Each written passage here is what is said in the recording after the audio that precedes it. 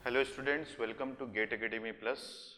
काफ़ी दिनों से गेट एकेडमी प्लस में ईडीसी का कोई वीडियो नहीं आया, जिसकी वजह से हम लोग को कंसेप्चुअली थोड़ा सा डिले हो गया।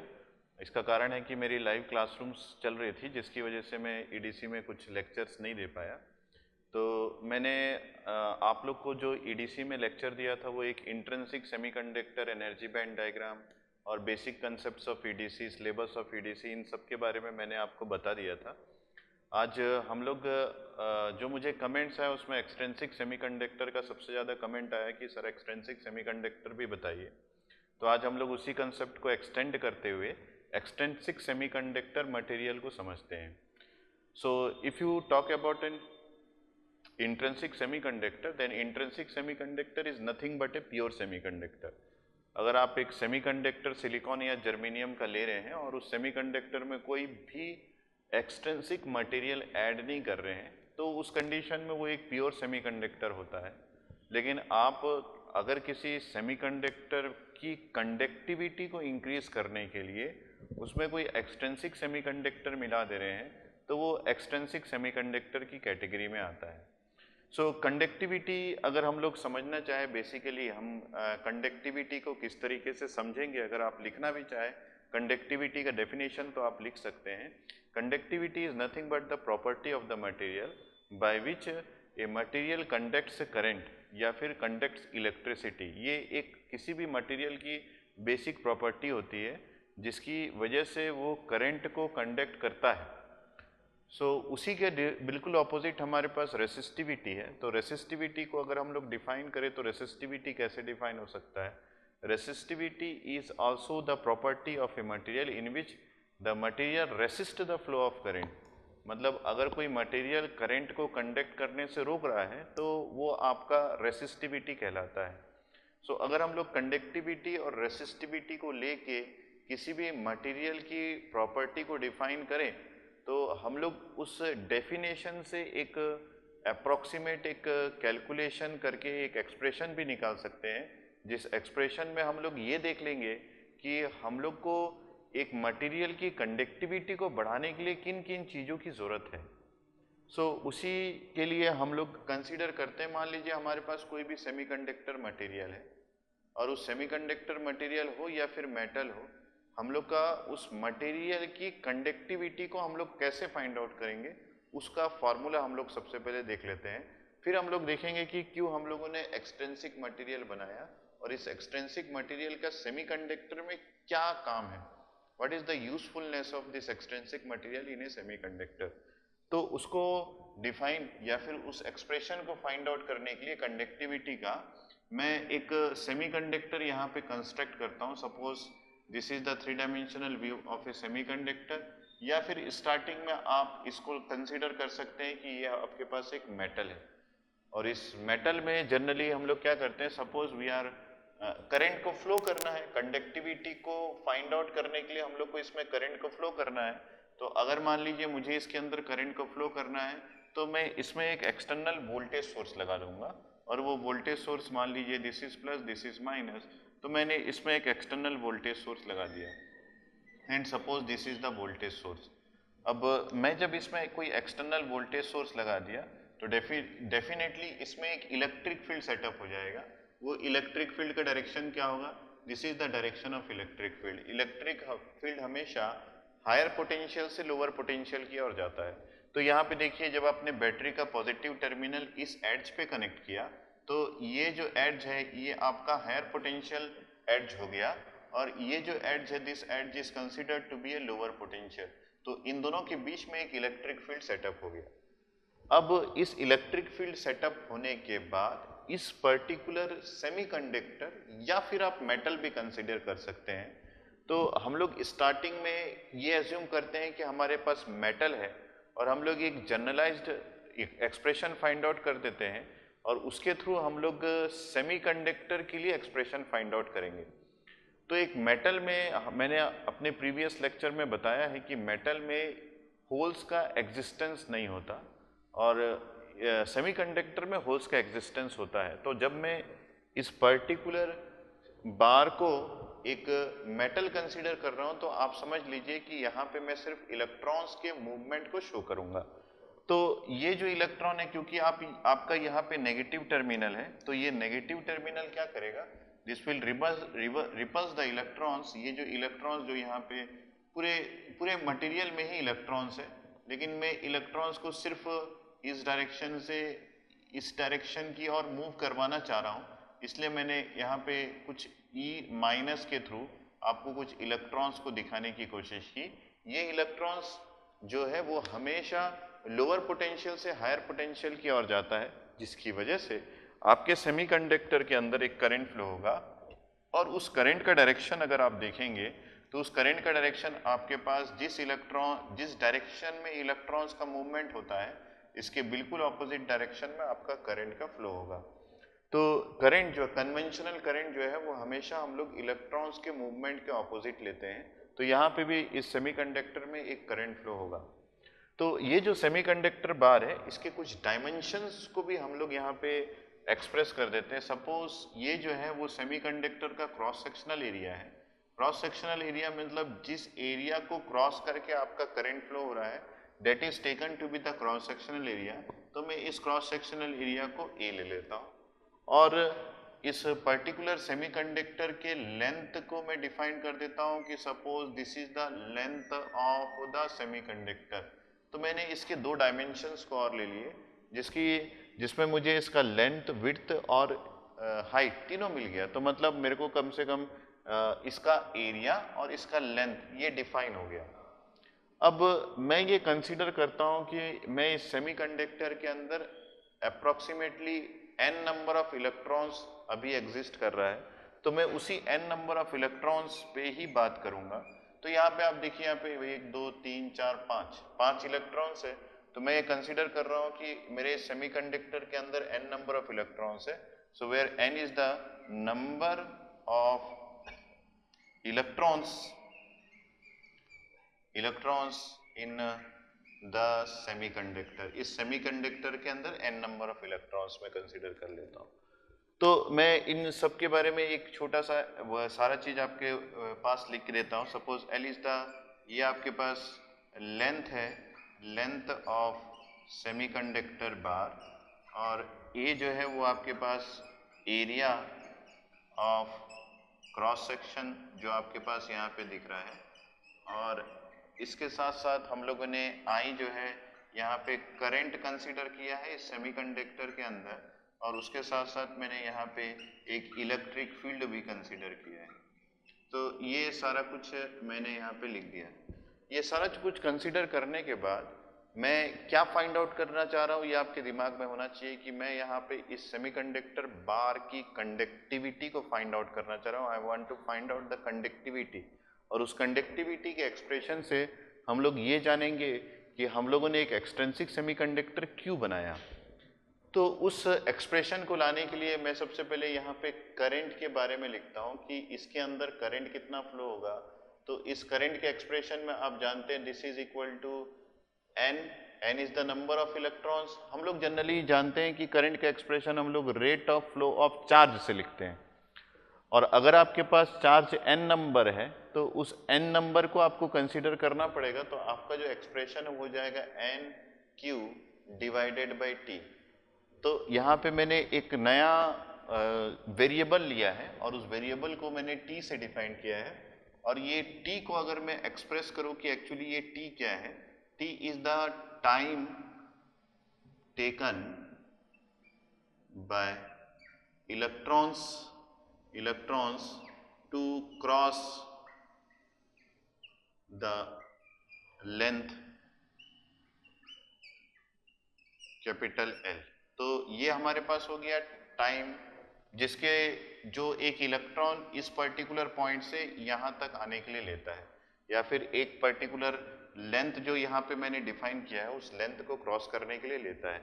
तो मैंने उस टाइम को यहाँ पे लिख दिया।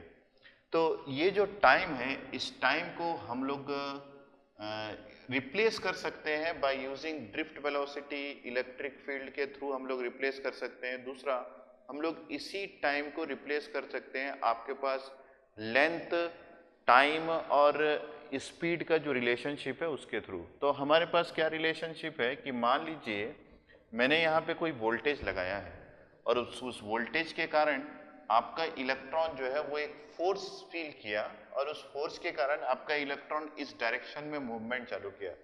ये फोर्स जो है ये एक रिपल्शन फोर्स है जो कि आपके इलेक्ट्रॉन पे लगा है। तो आप जानते हैं कोई भी इलेक्ट्रॉन जब कोई रिपल्शन फोर्स फील करता है तो उसके कारण वो मूव करना चालू करता है। जब इलेक्ट्रॉन मूव करता है तो एक पर्टिकुलर वेलोसिटी से मूव करता है। उस वेलोसिटी को हम लोग यहाँ पे डिफाइन कर देते हैं कि सपोज जिस वेलोसिटी से वो मूव कर रहा है वो मेरे पास v विथ सबस्क्रिप्ट d है और इस वेलोसिटी को हम लोग ड्रिफ्ट वेलोसिटी बोलते हैं। सो मैं यहाँ पे लिख रहा हूँ this velocity is the drift velocity. ये मेरे पास एक ड्रिफ्ट वेलोसिटी है। सो ये जो ड्रिफ्ट वेलोसिटी है इसमें एक वर्ड आया है ड्रिफ्ट। तो मैं आपको बताता हूँ कि एक्चुअली ये ड्रिफ्ट क्या है।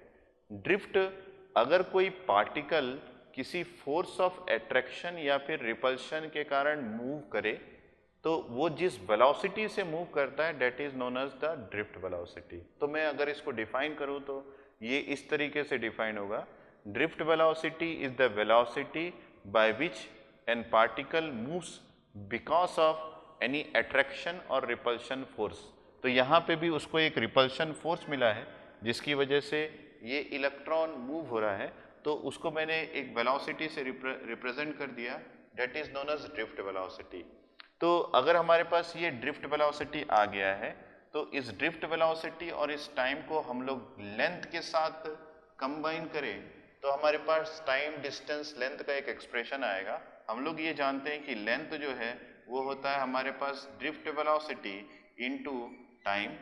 तो अगर मैं इस टाइम को रिप्लेस करना चाहता हूँ तो मैं इसको length divided by drift velocity के एक्सप्रेशन से मैं इसको रिप्लेस कर सकता हूँ। तो इस कंसिडरेशन में मैं जब यहाँ पे इसी इक्वेशन में लिखूँ तो ये हो जाएगा हमारे पास n इंटू क्यू और ये जो टाइम है ये रिप्लेस हो जाएगा, this will be given by length और यहाँ पे हमारे पास आ जाएगा ड्रिफ्ट वेलोसिटी जिसको मैं v विथ सब्सक्रिप्ट d से रिप्रेजेंट किया हूँ। तो ये मेरे पास करंट का एक एक्सप्रेशन आ गया। अब इस करंट के एक्सप्रेशन को मैं अगर इस सेमीकंडक्टर के करंट डेंसिटी से डिफाइन करूँ तो उस करंट डेंसिटी को मैं किस तरीके से डिफाइन करूंगा। देखिए करंट डेंसिटी क्या होता है, current density is nothing but the current per unit area. ये करंट पर यूनिट एरिया अगर आप लिखें so that is known as current density. और ये एरिया कौन सा है जिसके अक्रॉस आपका करंट फ्लो हो रहा है, मतलब ये इस सेमीकंडक्टर बार का क्रॉस सेक्शनल एरिया है। तो यहाँ पे हम लोग डिफाइन कर दिए current density is equal to current per unit area.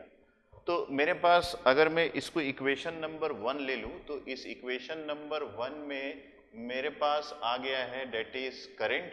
अब मैं इसके करंट डेंसिटी को डिफाइन करूँ तो J मेरे पास क्या हो गया, जो भी मेरे पास यहाँ पे करंट आया है that is n is the number of free electrons. उसके बाद मेरे पास क्या है Q जो है वो आपके पास 1.6 into 10 to the power minus 19 coulomb है जो कि चार्ज ऑफ एन इलेक्ट्रॉन है। और इसके बाद मेरे पास आ गया यहाँ पे Vd that is the drift velocity जिसको हम लोगों ने डिफाइन किया था और ये हो गया हमारे पास लेंथ L। ये पूरा चीज क्या हो गया, this is nothing but the current. अब इस करंट को हम लोग डिवाइड करेंगे क्रॉस सेक्शनल एरिया तो हमारे पास आ जाएगा करंट डेंसिटी। तो ये एक एक्सप्रेशन मेरे पास आ गया जो कि करंट डेंसिटी के लिए हम लोगों ने डिफाइन किया है। तो इस करंट डेंसिटी को आप अगर ध्यान से देखें, मान लीजिए मैं इसको ले लेता हूं, दिस इज इक्वेशन नंबर 2, मतलब मैंने इस करंट को इक्वेशन नंबर 1 लिया था, इसको इक्वेशन नंबर 2 ले लिया। तो यहाँ पे आप एक चीज को ध्यान से देखेंगे तो आपको यहाँ पे मिला है एक एक्सप्रेशन। इस एक्सप्रेशन में लिखा हुआ है, दिस एक्सप्रेशन में आपके पास आया है n divided by l into a। तो मैंने आपको बोला था कि जब हम लोगों ने इसके डायमेंशंस को देखा था तो हमारे पास लेंथ भी आ गया और क्रॉस सेक्शनल भी आ गया। तो आप इसके लेंथ और इसके क्रॉस सेक्शनल एरिया को मल्टीप्लाई करते हैं तो आपके पास इसके वॉल्यूम की वैल्यू आ जाएगी। तो यहाँ पे मेरे पास डिनोमिनेटर में वॉल्यूम आ गया और न्यूमरेटर में मेरे पास आ गया नंबर ऑफ फ्री इलेक्ट्रॉन्स। तो ये मेरे पास आ गया एक मेटल में हमारे पास number of electrons per unit volume, ये एक्सप्रेशन आ गया। तो number of free electrons per unit volume जो है ये बहुत ज़्यादा यूज होने वाला एक्सप्रेशन है, जिसको हम लोग जनरली सेमीकंडक्टर में स्मॉल एन से डिफाइन करते हैं। और ये जो स्मॉल है ये हमको बताता है कि एक पर्टिकुलर यूनिट वॉल्यूम में हमारे पास कितने नंबर ऑफ फ्री इलेक्ट्रॉन्स है। तो अगर उसको आप लेमैन की भाषा में समझना चाहते हैं तो उसको हम लोग इस तरीके से डिफाइन कर सकते हैं कि मान लीजिए मेरे पास एक सेमीकंडक्टर है और उसमें एक पर्टिकुलर यूनिट वॉल्यूम में डिफाइन करूं, सपोज ये मेरे पास एक पर्टिकुलर यूनिट वॉल्यूम है और इसका डायमेंशन जो है वो मेरे पास मान लीजिए ये भी 1 सेंटीमीटर है, ये भी 1 सेंटीमीटर है, ये भी 1 सेंटीमीटर है, मतलब इसका क्रॉस सेक्शनल जो है वो 1 सेंटीमीटर स्क्वायर है और इसका जो लेंथ है वो 1 सेंटीमीटर। ये एक बड़े से सेमीकंडक्टर बार का एक यूनिट है और इस यूनिट में अगर मैं किसी भी इलेक्ट्रॉन्स के काउंट को, नंबर ऑफ इलेक्ट्रॉन्स के काउंट को डिफाइन कर दूं कि इस यूनिट में मेरे पास capital N number of electrons है, तो मेरे पास स्मॉल एन क्या हो जाएगा, स्मॉल एन हो जाएगा इस यूनिट वॉल्यूम में इलेक्ट्रॉन की density, that is number of electrons per unit volume. और इसका यूनिट मेरे पास क्या हो जाएगा, इसका यूनिट जो है या तो हम ऐसा लिख सकते हैं नंबर ऑफ इलेक्ट्रॉन्स पर सेंटीमीटर क्यूब। और जनरली इस पर्टिकुलर बुक्स में, किसी भी पर्टिकुलर बुक में और हमारे पास जो क्वेश्चन आते हैं उसमें नंबर ऑफ इलेक्ट्रॉन्स भी नहीं लिखा रहता, क्योंकि एन जो है वो इलेक्ट्रॉन्स के डेंसिटी को ही शो करता है। क्योंकि अगर हम लोग को होल्स की डेंसिटी शो करना है तो हम लोग एच लिखते हैं, तो उस कंसिडरेशन में हम लोग डायरेक्टली यहाँ पे पर सेंटीमीटर क्यूब इस पर्टिकुलर यूनिट को फॉलो करते हैं। मतलब एन अगर मैंने लिख दिया, पर सेंटीमीटर क्यूब लिख दिया, तो इसका डेफिनेशन ऐसा हो जाता है this will be given by the number of electrons पर सेंटीमीटर क्यूब। तो ये मेरे पास बहुत ही इंपॉर्टेंट चीज मैंने यहाँ पे आपको शो किया है, जिसका इंपॉर्टेंस बहुत ज्यादा है एक सेमीकंडक्टर के सिलेबस में। तो अब हम लोग देखते हैं कि एक्चुअली मैंने क्या फाइंड आउट किया था। मैंने जे फाइंड आउट किया था और जे में इस पर्टिकुलर एरिया को मैं अगर यहाँ से हटा दूं तो ये मेरे पास हो गया एन, ये मेरे पास हो गया क्यू और ये मेरे पास हो गया V D, that is the drift velocity. तो ये मेरे पास एक एक्सप्रेशन आ गया जो कि करंट डेंसिटी को डिफाइन करता है। अब ये जो एक्सप्रेशन मेरे पास यहाँ पे करंट डेंसिटी को डिफाइन करने वाला आया है, इस एक्सप्रेशन को हम लोग ओम्स लॉ से कनेक्ट कर सकते हैं। जब इस एक्सप्रेशन को हम लोग ओम्स लॉ से कनेक्ट करें तो एक ओम्स लॉ आप जानते हैं कि हमारे पास दो पर्टिकुलर एक्सप्रेशंस में आता है। एक आता है V is equal to I R, जो कि हम लोग इन जनरल सारे सर्किट्स में यूज करते हैं, जो कि हम लोग नेटवर्क में फाइंड आउट करते हैं या फिर हम लोग कोई भी रेसिस्टिव नेटवर्क में फाइंड आउट करते हैं या फिर हम लोग पहले से पढ़े आ रहे हैं। दूसरा एक और एक्सप्रेशन होता है जो कि ओम्स लॉ होता है, जो कि हमारे पास है J is equal to conductivity into the electric field. ये हमारे पास एक एक्सप्रेशन और है। तो ये मैं मान लीजिए इस इक्वेशन को इक्वेशन नंबर 3 ले लेता हूँ और ये वाले इक्वेशन को मान लीजिए मैं इक्वेशन नंबर 4 ले लेता हूँ। तो अगर मैं इक्वेशन नंबर और 3 और 4 को कोरिलेट करूँ तो मेरे को ये दिख रहा है कि यहाँ पे J is equal to N Q into V D है और J is equal to sigma E है।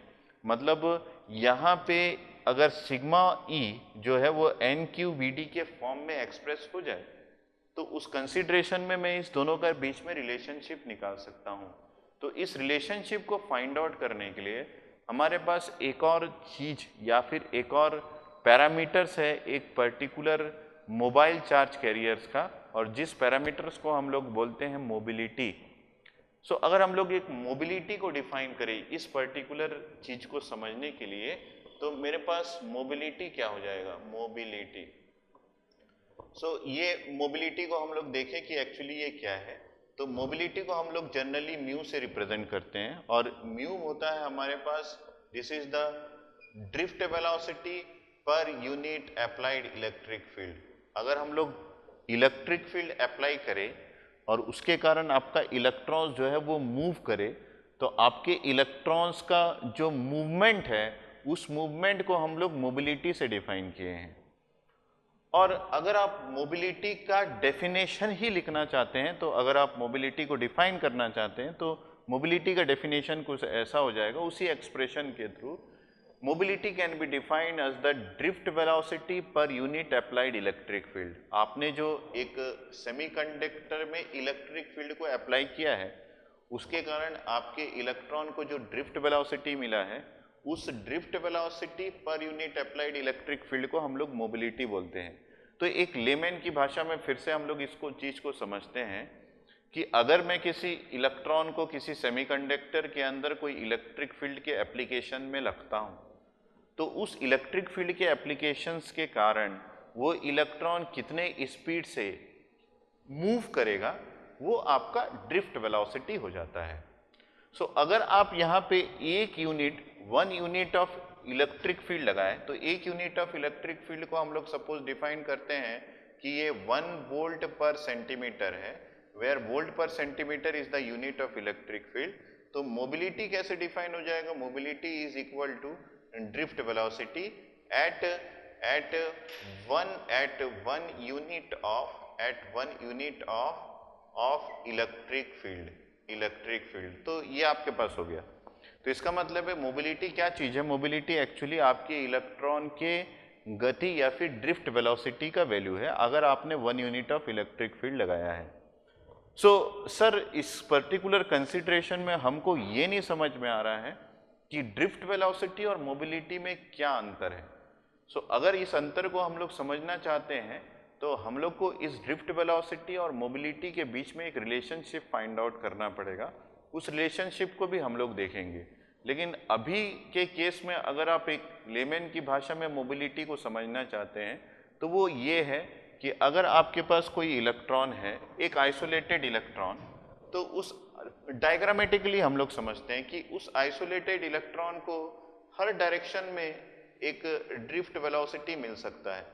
लेकिन आपके पास कोई इलेक्ट्रॉन है और उस इलेक्ट्रॉन्स के चारों ओर और भी इलेक्ट्रॉन्स है, तो ये इलेक्ट्रॉन जब भी किसी डायरेक्शन में जाएगा, तो ये उस इलेक्ट्रॉन दूसरे इलेक्ट्रॉन या फिर एटम या फिर आयोन से कोलाइड हो जाएगा या फिर टकरा जाएगा। उस कंसिडरेशन में इस पर्टिकुलर इलेक्ट्रॉन जिस पर्टिकुलर स्पीड से जा रहा था या फिर ड्रिफ्ट वेलोसिटी से जा रहा था, उस पर्टिकुलर स्पीड या फिर ड्रिफ्ट वेलोसिटी से नहीं जा पाएगा। उस कंसिडरेशन में इस इलेक्ट्रॉन की ड्रिफ्ट वेलोसिटी तो उतनी ही, लेकिन उसकी मोबिलिटी जो है वो डिक्रीज हो जाएगी। तो मोबिलिटी को मैं ऐसा समझता हूँ, या फिर आपको ऐसा समझना चाहिए कि मोबिलिटी जो है वो आपके इलेक्ट्रॉन की डिग्री ऑफ फ्रीडम को बताता है कि एक इलेक्ट्रॉन कहीं पे एग्जिस्ट करता है तो वो कितनी तेजी से किसी एक पर्टिकुलर डायरेक्शन में जा सकता है विदाउट एनी कोलिजन। अगर वो आसानी से जा सकता है चारों डायरेक्शन में, तो मैं ये बोलूँगा कि यहाँ पे इसकी मोबिलिटी जो है वो ज़्यादा है।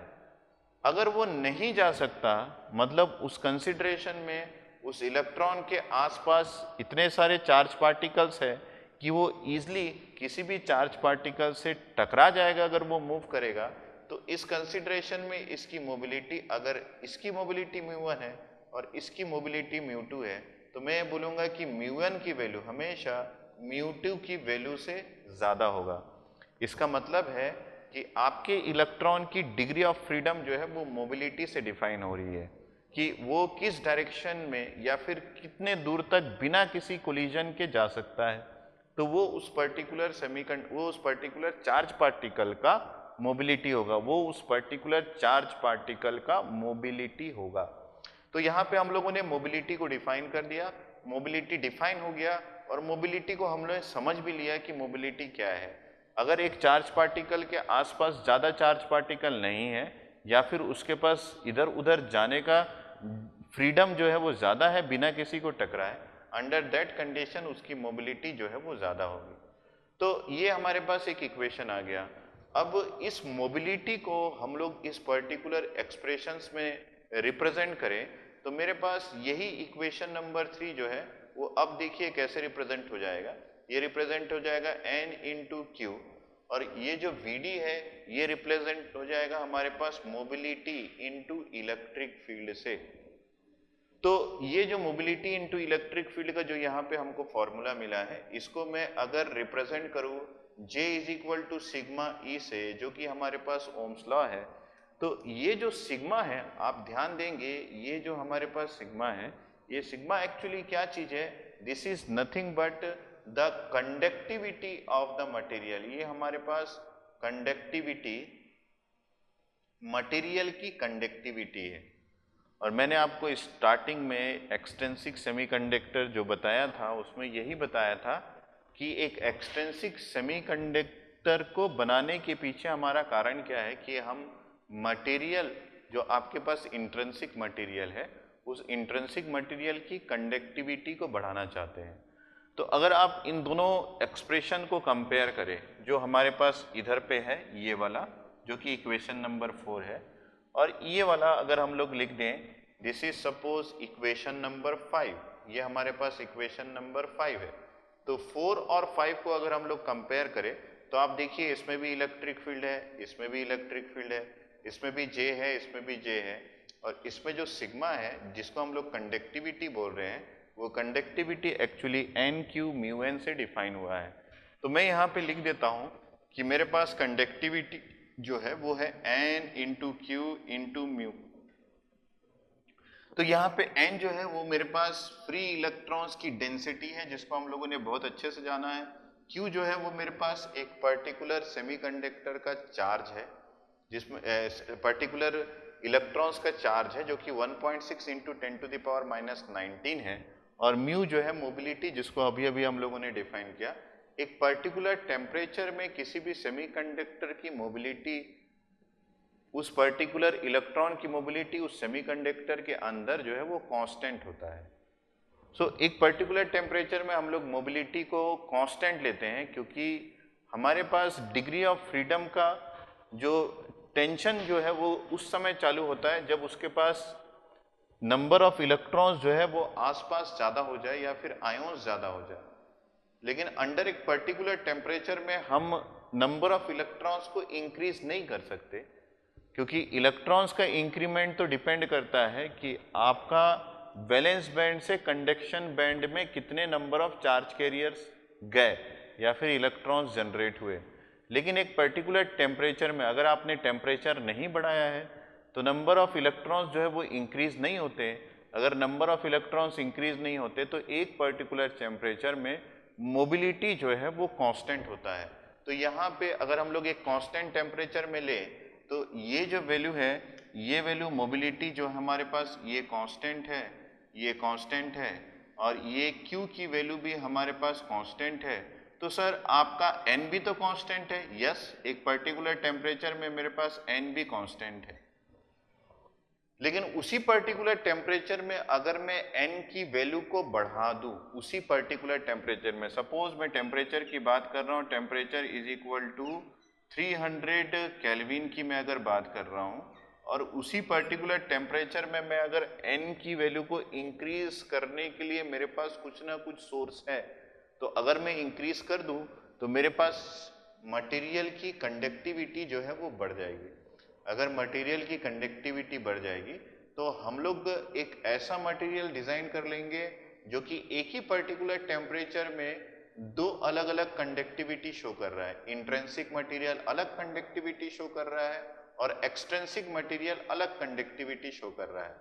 तो इससे हमको क्या मिल गया? इससे हमको ये मिल गया कि सेमीकंडक्टर में हम लोग कंडक्टिविटी को कंट्रोल कर सकते हैं, और अगर सेमीकंडक्टर में कंडक्टिविटी कंट्रोल हो गया तो हमारे पास वो इलेक्ट्रिकल मटेरियल जो कि एक कंडक्टर है, कॉपर है, सिल्वर है, एल्यूमिनियम है, उससे अच्छा हो गया। क्योंकि इन सब मटेरियल्स में, कॉपर, सिल्वर, एल्यूमिनियम, इन सब मटेरियल में हम लोग इलेक्ट्रॉन्स के कंसंट्रेशन को कंट्रोल नहीं कर पाते, और हमारे पास यहाँ एक मटेरियल ऐसा तैयार हो गया जिसकी कंडक्टिविटी, मतलब उस मटेरियल की प्रॉपर्टी को हम लोग चेंज कर पा रहे हैं।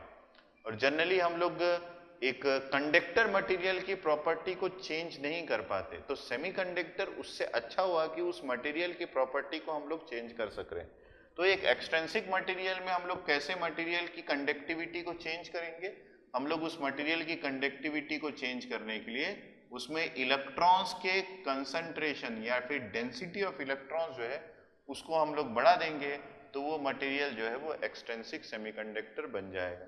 और इस इलेक्ट्रॉन्स के कंसंट्रेशन को बढ़ाने के लिए हम लोग एक इंट्रिंसिक सेमीकंडक्टर जो कि फोर्थ ग्रुप के एलिमेंट से बना हुआ है, उसमें कोई ऐसा मटेरियल मिला देंगे जिसमें इलेक्ट्रॉन्स, फ्री इलेक्ट्रॉन्स जो है वो ज़्यादा है, या फिर उसके आउटर मोस्ट शेल में इलेक्ट्रॉन्स जो है वो ज़्यादा है, जो कि अपने न्यूक्लियस के साथ बॉन्ड जो है वो अच्छे से नहीं बना पा रहा है। तो हम लोग उस बाहर वाले इलेक्ट्रॉन्स को निकालेंगे easily by providing some energy, और उस कंसिडरेशन में हमारे पास इस मटेरियल की कंडक्टिविटी बढ़ जाएगी। तो एक्सट्रिंसिक, फाइनली हम लोग देखते हैं कि एक एक्सट्रिंसिक मटेरियल क्या है।